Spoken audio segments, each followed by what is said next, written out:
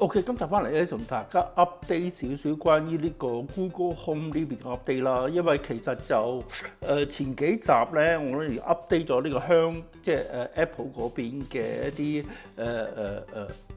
Home Appliances update 啦。咁至於 Google 呢邊咧，其實今集做節目嗰時咧，我就發覺咧，都轉變幾大下嘅。咁啊，點解咁講咧？因為其實前幾集我哋講呢個 Meta 嗰邊咧，其實佢Major 啱啱 Meta 開始嗰陣時咧，就有兩個 protocol 喺度嘅，一個叫 CB， 一個叫 Threads 啦。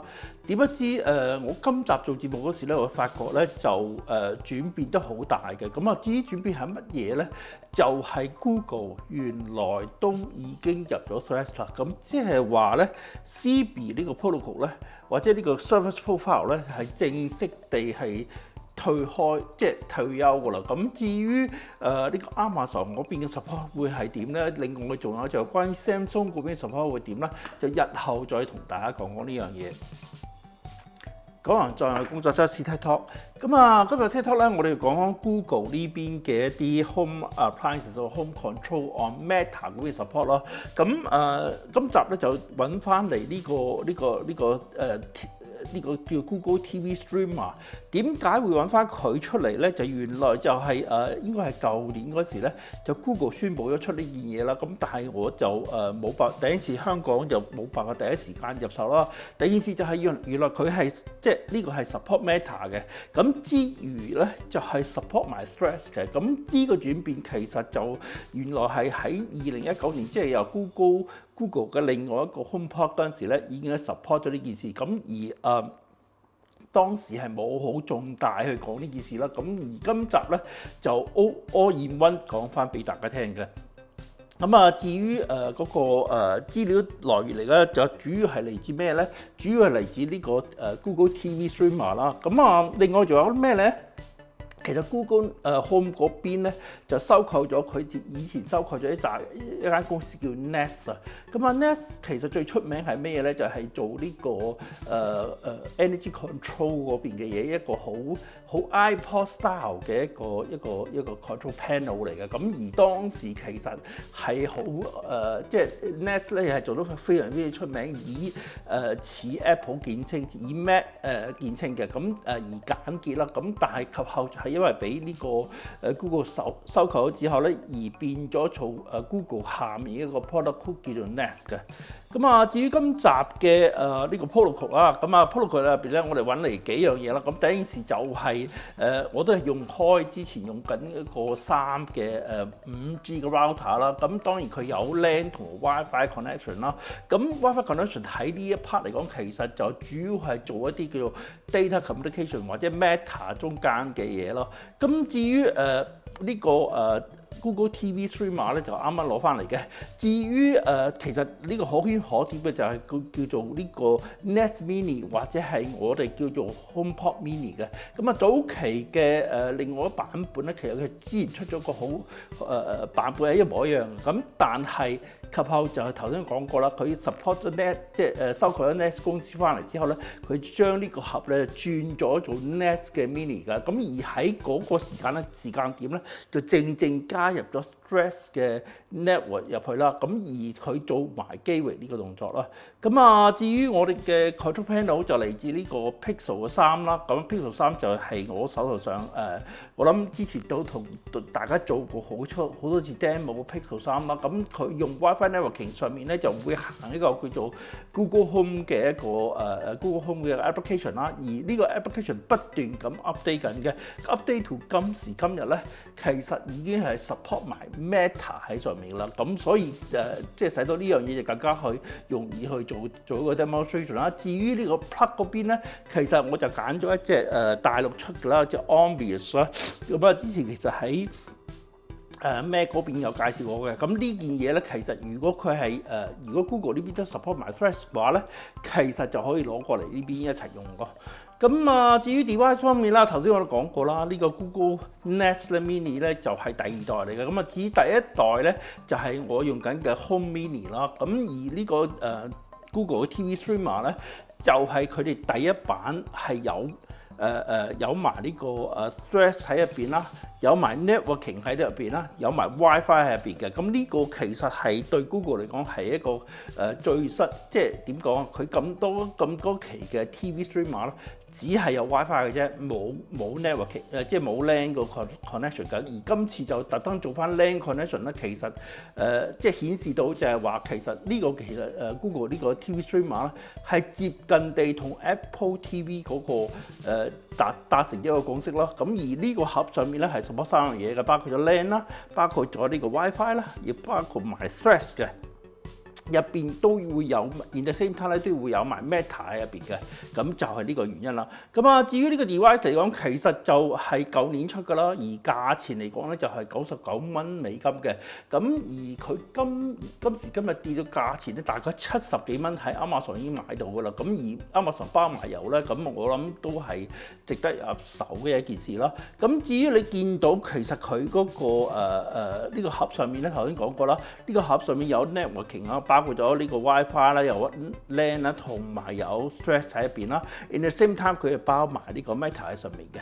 咁啊，至於個 OS 方面咧，其實就係應該係今年咧，而家咧就 Android 16啊，即係其實而家 Android 16就出咗16版本嘅。咁但係呢個 device 咧就係未 up to 16嘅即係 Android 16 TV 嘅嗰個 version 嘅。咁當然即係呢個 version 其實都期待下啦。咁因為其實Apple 即係 Google 喺呢個 OS 上面嘅呢個策略咧係相對地慢啊。因為點解咁講咧？因為第一件事佢係要喺呢個 box 入邊 support 咗Android 16之餘咧，仲要出邊嘅電視機，因為其實出邊嘅電視機咧就要反應會慢少少嘅。咁所以我諗其實喺呢一刻嚟講 Google 只係 release 到 Android 14，包括咗呢個盒啊，即係 4K Streamer 入邊咧都係行緊16嘅。咁啊當然即係呢個 Android TV 其實有段估嘅，因為其實之前咧 Android TV 不斷咁有出 reference design 嘅。咁 until 就 Android TV 12之後咧就冇咗Android reference design 嗰件事。咁而呢件事咧就使到佢個 OS 嗰邊咧就發展得更加慢。可能因為內地嘅問題定咩原因咧？咁其實 Android 16 TV 版咧，其實喺個 penetration 比較慢少少嘅。咁啊，至於另外一段估啦，就係關於呢個 Nest Mini 啦。咁頭先我哋講過啦，我而家手頭上有個叫 Home Mini 啦。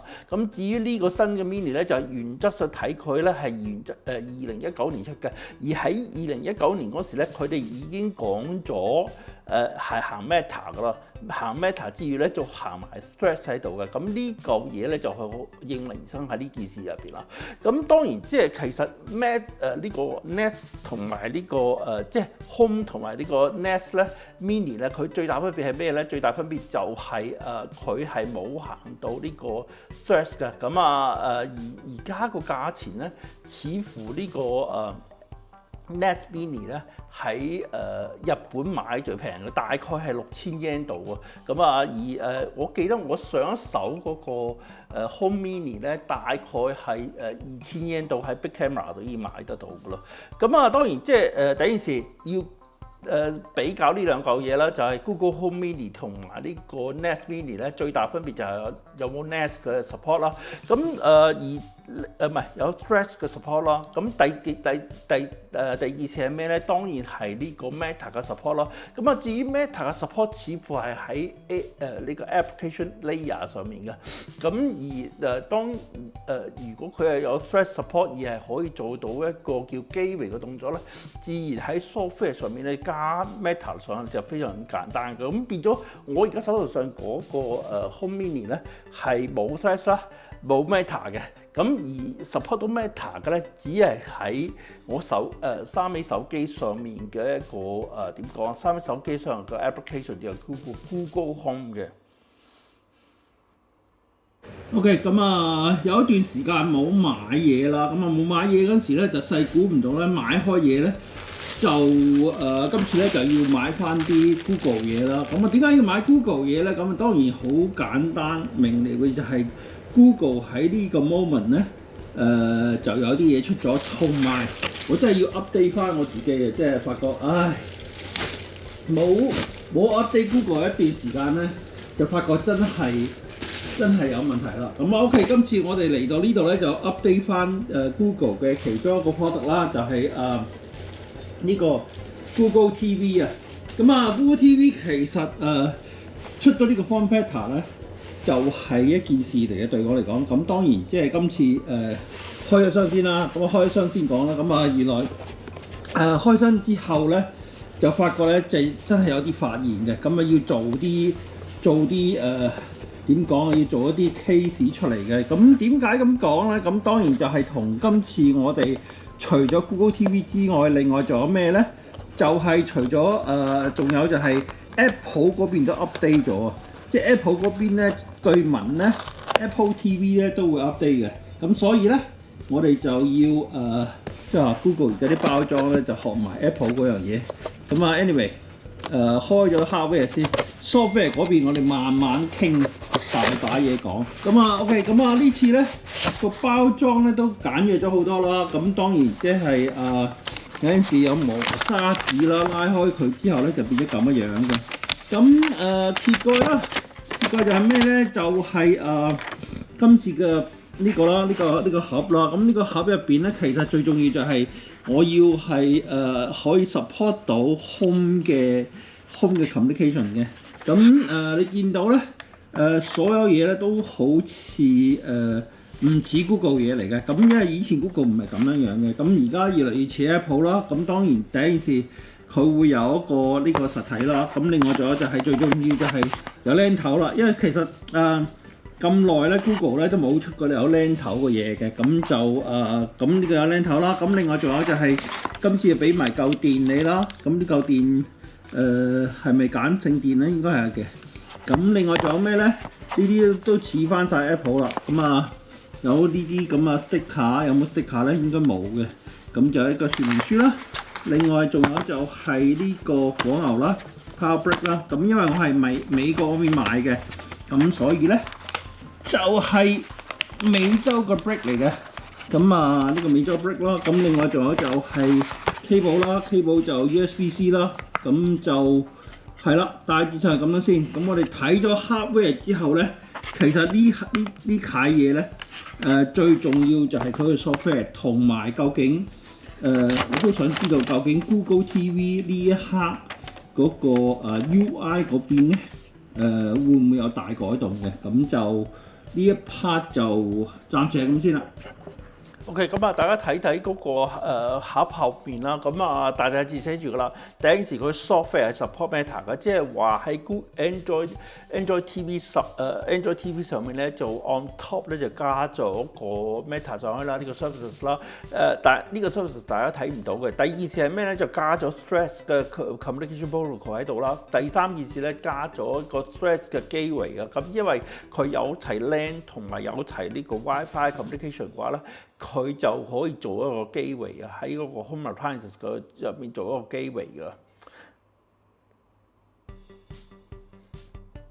咁至於呢個 OS 方面咧，咁大家睇睇啦。咁其實新嘅 OS 咧就係同我哋舊個 OS 就好唔同啦，因為舊個 OS 咧就係行緊 Android TV 嘅 UI 嘅。咁而新嘅版本嚟講咧，佢哋而家似乎大部分都係用緊 Google TV 嘅 UI， 即係話咧佢會喺呢個 Android 上面咧再套一陣嘢上去㗎。咁所以呢個就係Google TV UI 啦。咁至於 Google TV 嘅 UI 咧，其實都好似咩咧？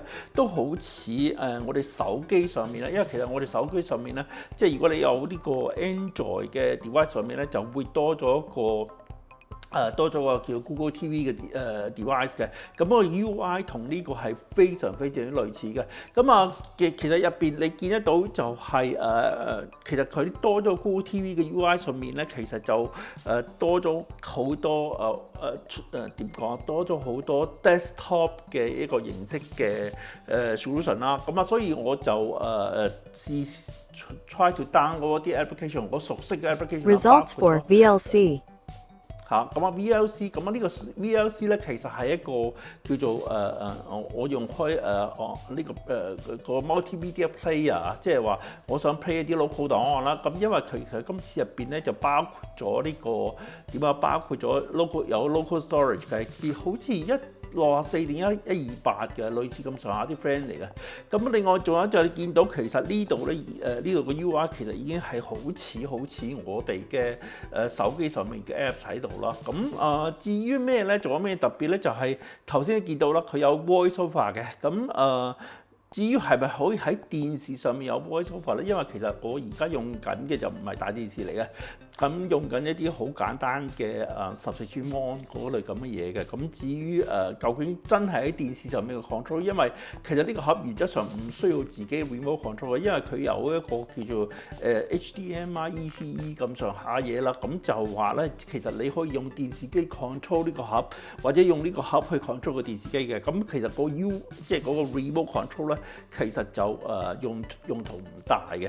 咁至於入邊嘅 application 咧，就同我哋手機咧有啲係手機嘅 application 嚟嘅，即係 Google 有少少疑惑嘅，就係其實有啲係手機 application 啦，有啲係真係 Google TV 嘅 application， 有啲係Pad 嘅 application。佢其實原則上佢都冇乜做一啲大即係點改進或者分別嘅。咁所以呢個 UI 就同大家go through 少少啦。咁至於喺另外嗰邊 set up 嗰邊咧，其實我都幾期待就係話，如果我有啲 home appliances 即係因為呢度仲睇唔到鏡頭啦。如果home appliances 嗰邊有一啲鏡頭，或者有一啲蘋果嗰邊可以做到嘅，就話如果我喺個 home 入邊有一啲security camera， 而 in the same time 我都想喺呢邊做一個 demonstration 咧，咁就即係可以呢個喺度睇到就好啦。大家見到啦，其實而家喺呢個 moment 咧就14嘅，係中間冇15嘅，冇 Android 15嘅。咁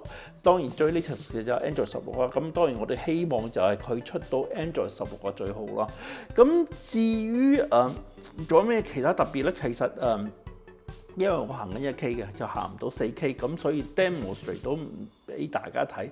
但係我其實display 呢個色域，因為之前我有個 NVIDIA 嘅 box 啦，即係其實之前有同大家講過嘅。咁我相信嗰個顏色咧，即係嗰個色域咧，似乎佢係冇 NVIDIA 咁好嘅。即係佢嘅色域會差少，相對嚟講差少少，因為其實NVIDIA 嗰個 box 咧，佢嗰粒 GPU 咧係強過而家呢粒即係呢個盒入邊嘅 GPU 嘅，咁所以個色域咧係有少分別喺度嘅。咁所以就係呢個咁嘅感覺。咁當然即係因為嗰個 NVIDIA 嗰盒咧就冇咗 Google TV 嘅 UI 嗰陣皮啊，嗰隻型佢係喺純粹嘅 Android TV 嗰個 case 咯。咁所以兩大機就係咁嘅分別啦。咁但係呢部機其實個最賣點就係第一件事啊，Google 第一次有 LAN 啦，第二件事就 support 呢個 Threads 啦，第三件事咧就係可以 support 埋 Meta 嘅。咁呢個就係今次呢個盒嘅亮點啦。咁至於佢會唔會再繼續出下一陣咧，就真係唔知啦。咁但係呢一陣其實已經係滿足咗我要求，咁所以 that's why 就入手俾大家睇，同埋見如果大家係屋企冇即係嗰啲舊式 mon 嘅話，或者係你想 set 一個細地嘅 Android TV 喺台面嘅話咧，其實呢個盒就值得去入手嘅。咁大致上個 UI 就咁上下啦。咁我哋再講其他嘢啦。咁至於呢個盒其實最大分別係咩咧？就最大分別就係其實呢個盒咧就可以俾埋呢個 Google Home 嘅 support 到嘅。咁第一件事喺呢個左手邊咧，大家見到咧就係我舊底嘅 Google Home Mini 嘅 firmware 啦。咁其實呢個就係最 latest 啦。咁至於喺 Google Home 嗰邊咧，你會見得到咧，就係有埋呢個有埋呢個控制埋翻呢個即係 set-top box 嘅，就係喺呢個左手邊啦。咁至於兩邊嘅分別係咩咧？頭先我哋講過啦，就係呢個 Google Home Mini 係樣嘢都唔 support 嘅，冇呢個冇 Meta 冇 Threads 嘅。咁至於呢個 Nest Mini 咧，就係第二代咧，咁我諗呢個都係2019年出㗎啦，咁已經差唔多日落西山㗎。咁啊，至於新版本係咩咧？就新版本咧就係 coming 落嚟，呢個就係 Google Home 嘅代替品啦。咁而佢講明呢個咧就會 support 埋 Gemini 嘅。咁其實點解要講 Gemini 咧？其實就係原因就係因為其實而家 Google Home 或者 Google Nest Mini 咧，就佢雖然佢有 VoiceOver， 但係個問題就係佢而家都係enable 唔到 Thread， 即係 enable 唔到呢個 Gemini 嘅。咁當然希望 Google 可以 support 埋呢樣嘢啦。咁但係佢而家喺網上推呢嚿嘢咧，就係一個新版本嘅 Google Home Mini，Google Home Speaker 嘅。咁而呢嚿嘢咧就同我哋頭先價錢咧係一模一樣嘅。咁而多咗啲咩咧？除咗多咗呢個Gemini 嘅 support 之外咧，都會有呢個月費嘅 support 喺呢度嘅。咁所以呢個就係我諗Google 日後AI 嘅 service 上面咧都會開始收費嘅。咁呢個就係俾大家個心理準備，就係話我諗相信未來嘅 AI 咧都會有呢個收費嘅原則啦。咁啊，最後當然我哋最後講講嗰個 Android 16個問題啦。咁其實 Android 16就去到呢一刻為止，佢都冇分電話，冇分 Pad，亦冇分desktop 嗰啲版本㗎啦。咁我相信佢未來都係行緊 all-in-one 㗎啦。咁喺 Android 嗰邊，除咗呢個 Android 16之後咧，會多咗一個叫做 Android 16 TV 嘅。咁呢個 TV 就係按set-top box 啦，或者係按呢個我諗未必按呢個 speaker Google Home Speaker as well as 呢件事就會發生。咁所以喺Google Home 呢邊嘅 update 咧，就去到呢個時間點啦，2025年嘅 Q4 嚟講咧，就同大家做少少 update 啦。咁其實 Google 嘅 update 咧，就係大家都知道啦 ，Google 做 product 咧係非常難嘅。咁主要佢嘅 product 咧，佢啲硬件 product 咧，會係圍繞住佢嘅軟件去做一啲更新嘅。咁所以大家係冇蘋果咁系統性去 update 呢件事啦。咁就所以今集就TikTok 咧就同大家 update 到呢度。咁有咩我哋下集再傾啦。係咁先，拜拜。